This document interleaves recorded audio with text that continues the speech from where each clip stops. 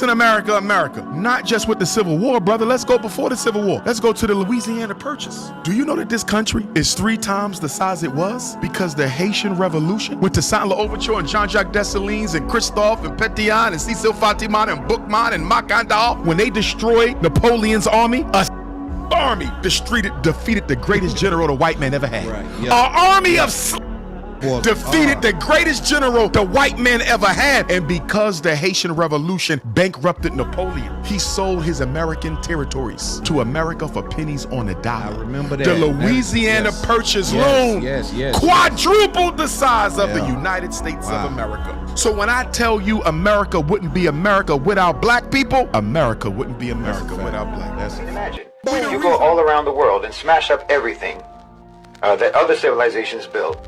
Loot what they built, pillage, steal, even steal their ideas and their concepts and their philosophies. And then you sit on top of this mountain of stolen goods and declare yourself to be rich because of your own merit. And imagine telling this lie to your children, to your own children, to your grandchildren, generation after generation. How do you think that's going to go? You didn't invest in creating actual merit. And then you tell your own people that everyone else in the world has nothing and you have everything because of how much better you are than everyone else. How long is that lie sustainable? I mean, these are people who actually have civilizations, who actually created and built and accomplished and didn't just pillage and plunder. And there's still those people today, even though you have oppressed them, there's still those same people. And you're still the way you are. I mean, a good example actually is African Americans. I don't know if you can think of a people who were more held back, more deprived, more sabotaged than African Americans. You took everything away from them and took them away from everything. They started in your country at less than zero, literally regarded and treated as subhuman, not allowed to learn to read or write or anything for hundreds of years. But you see, they come from a people of accomplishment to one degree or another. Not a people of piracy and theft and appropriation.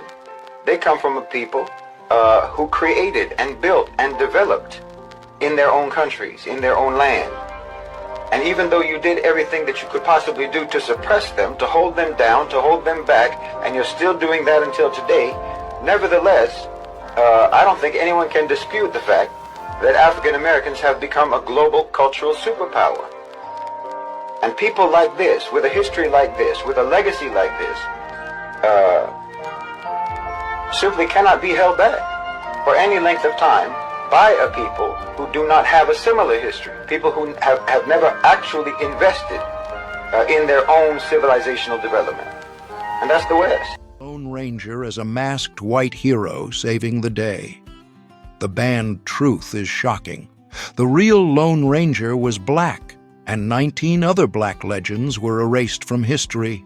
Enslaved cowboys, betrayed sharpshooters, lynched outlaws, and forgotten explorers who built the West while white people stole the credit.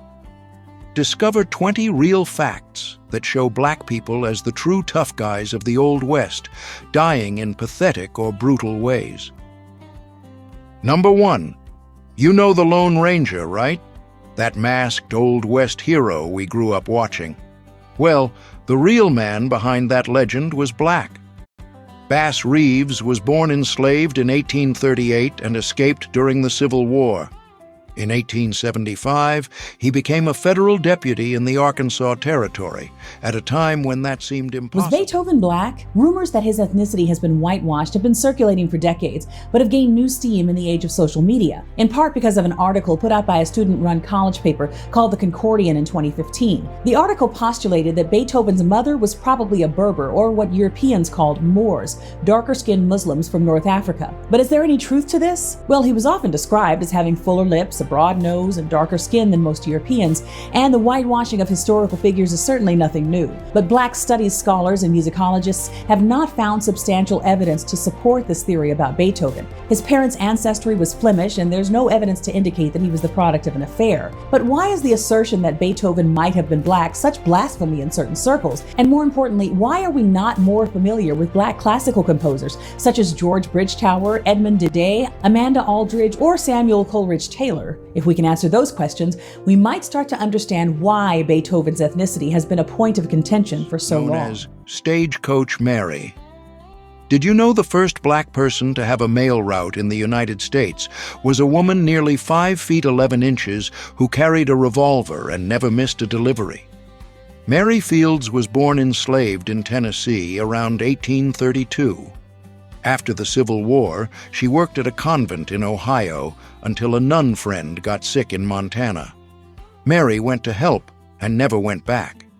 At 60, when most people were already retired, she got the job as a stagecoach driver because she was the only applicant who could hitch up 6 horses in record time.